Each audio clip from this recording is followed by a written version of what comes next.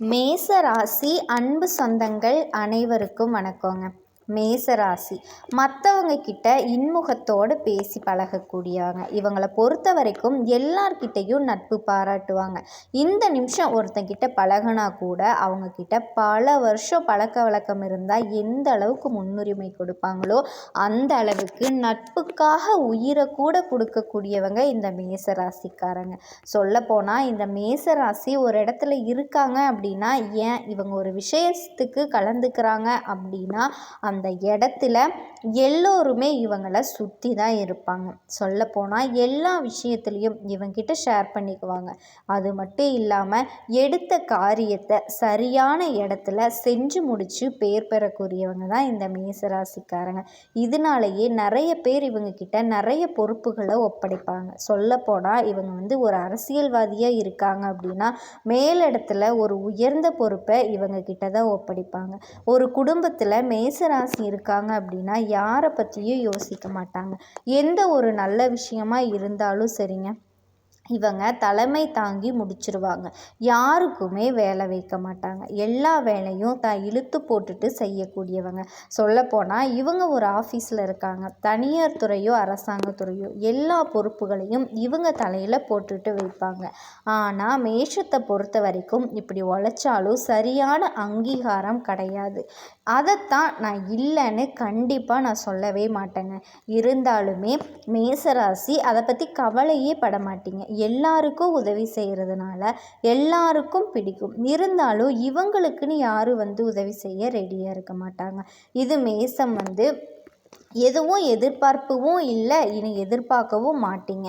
நம்ம சொல்லக்கூடிய விஷயங்கள் உண்மைன்னு நினச்சிங்கன்னா கண்டிப்பாக கமெண்ட் பாக்ஸில் ஒரு கமெண்ட் பண்ணுங்கள்.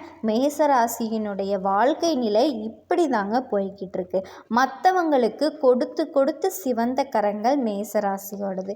மேசத்தை ஒருத்தவங்க தப்பு சொல்கிறாங்க அப்படின்னா அவங்க பல மடங்கு தப்பானவர்களாக இருப்பாங்க. ஏன்னா மேசத்துக்கிட்ட ஒரு சின்ன விஷயத்தை கூட தப்பாக கண்டுபிடிக்க முடியாது.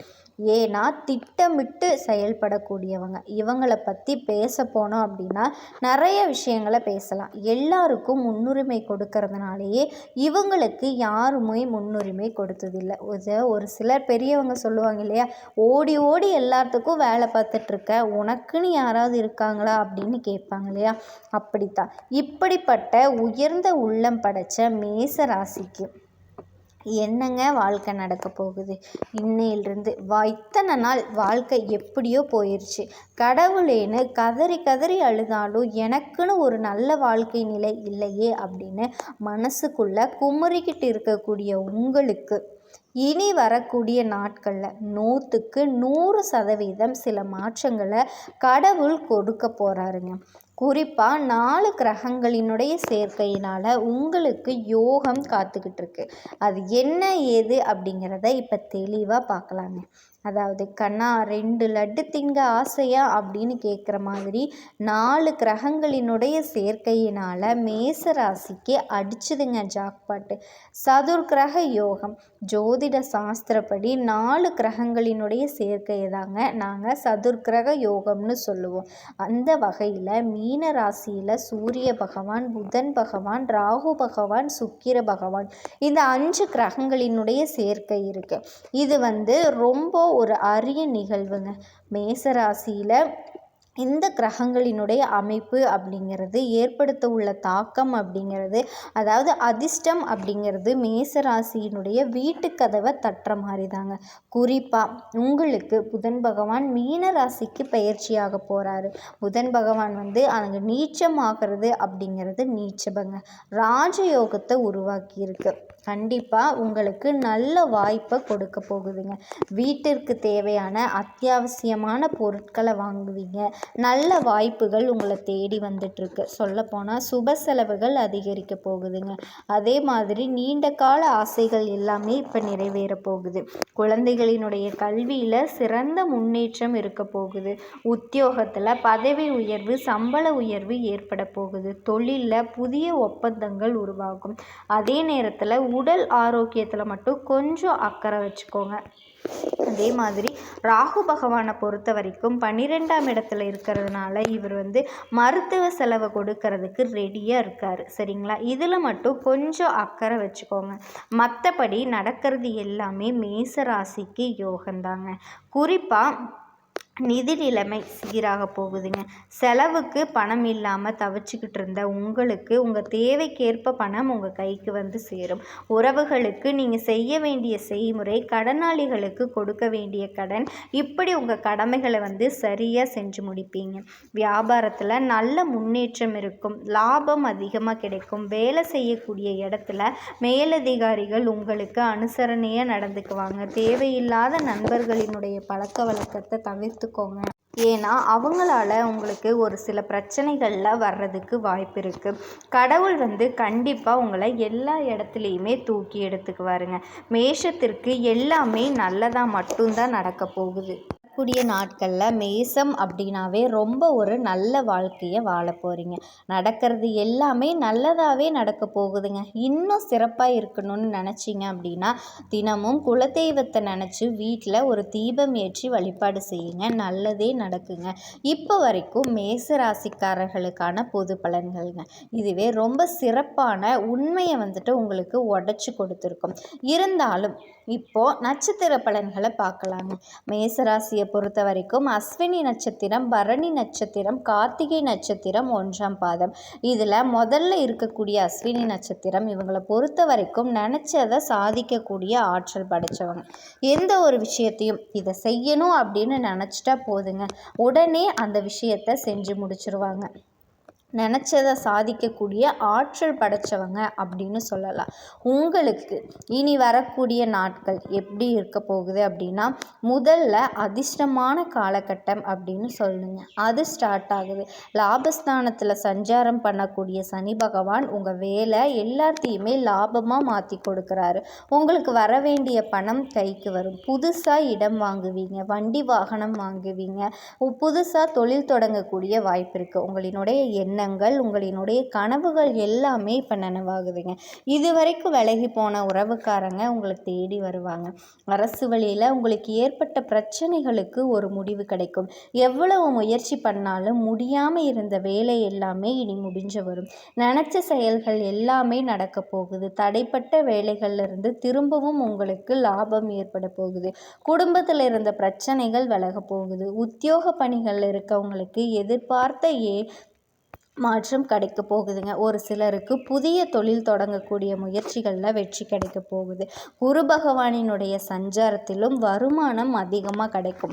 உங்களினுடைய செல்வாக்கு அந்தஸ்து உயரப்போகுது. உடலில் இருந்த உபாதைகள், பாதிப்புகள், சங்கடங்கள் எல்லாமே விலகுது. போட்டியாளர்கள் எல்லாமே தொழில் ரீதியாகவோ இல்லை வேலை ரீதியாகவோ இல்லை அக்கம் பக்கம் எந்த விஷயத்தில் யார் ஒருத்தவங்க உங்களுக்கு போட்டியாக இருந்தாங்களோ அவங்க எல்லாமே பலம் இழந்து பின்வாங்கி போவாங்க.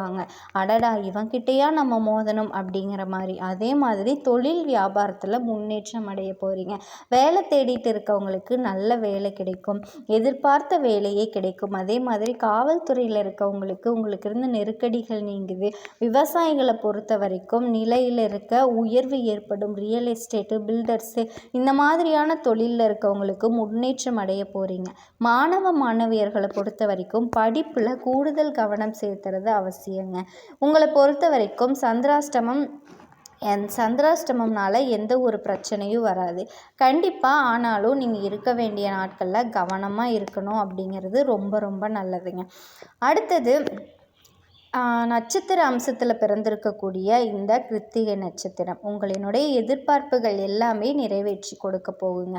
முன்னேற்றம் ஏற்படும். நேற்றைய கனவு கூட இன்றைய நனவாக இருக்கலாம். முடங்கி கிடந்த தொழிலை தொடங்குவீங்க. உங்களினுடைய ராசிநாதனுடைய சஞ்சாரம் உங்களுக்கு சாதகமாக இருக்கிறதுனால நீங்கள் மண்ணை தொட்டாலும் சரிங்க, இந்த நேரத்தில் பொண்ணாக மாறக்கூடிய வாய்ப்பு இருக்குங்க. வருமானம் பல வழிகளில் வர ஆரம்பிக்கும். வியாபாரத்தில் இருந்த தடைகள் நீங்கும். போட்டியாளர்களால் உங்களுக்கு ஏற்பட்ட நெருக்கடிகள் விலகுது. ஒரு சிலருக்கு புதிய ஒப்பந்தங்கள் கிடைக்குது. அரசு வழி முயற்சிகள் கொடுக்குதுங்க. அரசியல்வாதிகள் செல்வாக்கு அதிகமாகும். மறைஞ்சு கடந்த புகழ் வெளிப்படும். ஒரு சிலருக்கு எதிர்பார்த்த பொறுப்புகள், பதவிகள் எல்லாமே கிடைக்கிறதுக்கான வாய்ப்புகள் நிறைய இருக்கு. மேச ராசி அன்பு சொந்தங்களுக்கு வணக்கங்க. எல்லாரும் எப்படி இருக்கீங்க? என்னம்மா இதை கேட்டால் நாங்கள் நல்லா இருந்தோன்னா நல்லா இல்லைன்னா என்ன? நீ நல்லா இருக்கியான்னு கேட்ட உடனே நாங்கள் என்ன நல்லாவா இருந்துட போகிறோம், இல்லை நீ கேட்ட உடனே நாங்கள் இல்லாமையாக போயிட போகிறோம் அப்படின்னு ஒரு சிலர் மட்டும் தப்பாக கமெண்ட் பண்ணுவீங்க. அதுக்காக மற்றவங்களை நலம் விசாரிக்காமல் இருக்க முடியுமாங்க? அது ஒரு புறம் இருக்கட்டும். இது நாள் வரைக்கும் எப்படியும், ஆனால் இனி வரக்கூடிய நாட்களில் நீங்கள் வளமாகவும் நலமாகவும் இருக்கணும்னு சொல்லி அந்த கடவுள்கிட்ட பிரார்த்தனையை வச்சுக்கிட்டு இந்த வீடியோ பதிவை நான் தொடங்குறேங்க. மேஷம், எல்லோரையும் அன்பாலையும் பாசத்தாலையும் கட்டி போடக்கூடியவங்க. சொல்ல போனால் மேச ராசிக்காரங்க மேக்சிமம் உங்களுக்கு எதிரிகள் குறைவாக தான் இருப்பாங்க. ஏன்னா எல்லார்கிட்டையும் நீங்கள் அன்பாகவும் பாசமாகவும் இருக்கீங்க. எதிரிகளை வீழ்த்த கூட நீங்கள் அன்பையும் பாசத்தையும் மட்டும்தான் பயன்படுத்துவீங்க. சமாதானத்தையும் அமைதியையும் விரும்பக்கூடியவங்க.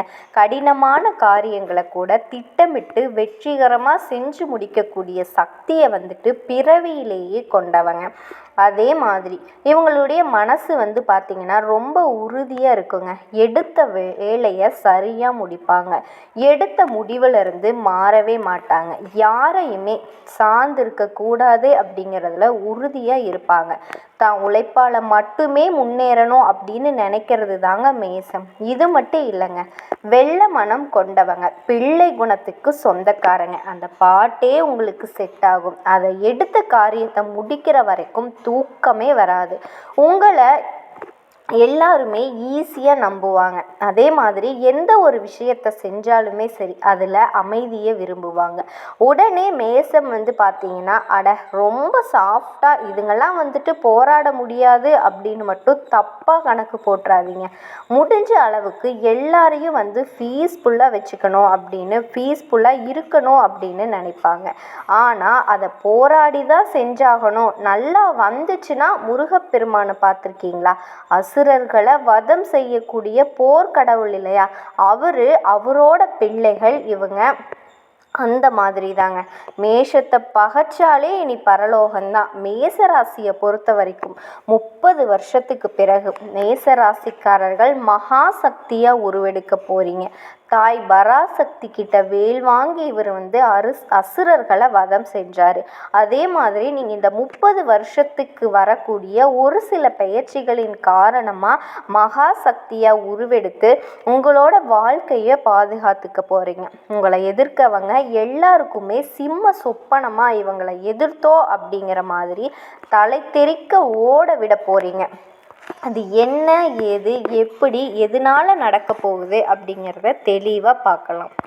மேஷம் அப்படின்னா பயம் அறியாதவங்க, தன்னம்பிக்கை அதிகமாக கொண்டவங்க, எடுத்த காரியத்தை எடுத்த வருஷத்தில் முடிக்கக்கூடியவங்க. இந்த வருஷத்தில் ரொம்ப எல்லாருக்குமே எதிர்பார்ப்பை கொடுத்தது எதுங்க? சனி பகவானினுடைய பெயர்ச்சி. பொதுவாக ஒரு சிலர் பார்த்திங்கன்னா இந்த வருஷம் இல்லை அடுத்த வருஷம்தான் சனி பெயர்ச்சி நிகழுது அப்படின்னு சொல்கிறீங்க. ஆனால் திருக்கணித பஞ்சாங்கத்தின்படி அவங்க ராசிக்கு தகுந்த மாதிரி சனி பெயர்ச்சியாக போகிறாரு. அதாவது சனியை தொடங்குது அப்படின்னு யாருமே நீங்கள் பயப்பட வேண்டாம். ஏன்னா நீங்கள் பயப்படவே கூடாது. இந்த பெயர்ச்சியை கண்டு தெளிவாக சொல்கிறேங்க. அதே மாதிரி சனி பகவானை பொறுத்த வரைக்கும் 30 வருஷத்துக்கு அப்புறம் மீன ராசிக்கு வந்தார் இல்லையா? அந்த இடத்துல உட்காந்துட்டு ரிஷப ராசி 3ஆம் பார்வைக்கு, கன்னி ராசி 7ஆம் பார்வையாகவும், தனுசு ராசி 10ஆம் பார்வையாகவும் பார்க்குறாரு. இதை பேஸ் பண்ணி தான் ஒரு சிலருக்கு நல்லதையும் ஒரு சிலருக்கு ஒரு மிகச்சிறந்த பாடத்தையும் கற்றுக் கொடுக்க போகிறாரு. அதில் முதல்ல இருக்கவங்க தான் இந்த மேசராசிக்காரங்க. ஏன்னா இவங்க எதுலேயுமே முன்னாடி தான் இருப்பாங்க. அதாவது எதுக்குமே பயப்பட மாட்டாங்க. முதல்ல தெரிஞ்சுக்கோங்க. ஒரு வரியில் சொல்லணும் அப்படின்னா இந்த சனி பகவானினுடைய மாற்றம் அப்படிங்கிறது பழைய பிரச்சனைகளில் இருந்து உங்களுக்கு விடுதலை கிடைக்கும்.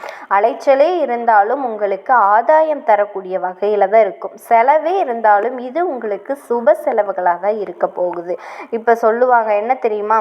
அதாவது 7.5 சனி தொடக்கம்தான், ஆனால் விரய சனியை தொடக்கமாகுது. சனீஸ்வர பகவானை பொறுத்த வரைக்கும் நிறைய விஷயங்கள் உங்களுக்கு நல்லது செய்வாருங்க. ஏதாவது ஒரு சூழ்நிலையில தான் உங்களுக்கு கெட்டது செய்வார். குடும்பத்தை பொறுத்த வரைக்கும் பிள்ளைகளோட விருப்பத்தை நிறைவேற்றி வைப்பீங்க. அதை கேட்டு செஞ்சு கொடுப்பீங்க. திருமணம், சீமந்தம், இந்த காது குத்து இந்த மாதிரியான சுப நிகழ்ச்சிகள் எல்லாமே வீட்டில் நடக்க போகுது. அதை அதிகமாக ஆன்மீகவாதிகள், மகான்கள், சித்தர்கள் இவங்களோட ஆசிகள் வந்து உங்களுக்கு கிட்டுங்க. அப்போது மேசராசிக்காரங்க நீங்களே கொஞ்சம் யோசிச்சு பாருங்களேன். 7.5 சனியா நீங்கள் அப்படி இருக்கணும் இப்படி இருக்கணும்னு சொல்ல வேண்டிய நேரத்தில் நான் இப்படி ஒரு பலனை சொன்னால் நீங்கள் வந்து என்ன நினைக்கணும்? அப்போது சனீஸ்வர பகவானை பொறுத்த வரைக்கும் நம்ம கரெக்டாக இருந்துட்டால் நமக்கு வரக்கூடிய பலன்கள் நல்லா தான் இருக்கும் அப்படிங்கிறத உணர்த்த வச்சுட்டாரு. இப்போ சொல்லுங்கள், இனி இவரை பார்த்து நீங்கள் பயப்படணுமா? அதே மாதிரி சனி பகவானினுடைய பார்வை அப்படிங்கிறது உங்களுக்கு 6ஆம் வீட்டை பார்க்கறதுனால வட்டிக்கு நீங்கள் கடன் வாங்கியிருந்தா கூட சரிங்க, அதில் ஒரு பகுதியை வந்துட்டு கட்டி முடிச்சிருவீங்க. அப்போது பணவரவை கொடுக்குறாரு. அதே மாதிரி உடன்பிறப்புகளால் உங்களுக்கு ஆதாயம் இருக்குங்க. ஸோ குடும்பத்தில் உறவுகள் வகையிலையும் உங்களுக்கு சாதகம்தான். அதே மாதிரி மறைமுக எதிரிகள் வந்துட்டு உங்களுக்கு காட்டி கொடுத்துருவார். அவர்களை இனம் கண்டு அவர்களை விலக்கி வைப்பீங்க, இல்லை வந்து ஒழிச்சு கட்டிடுவீங்க.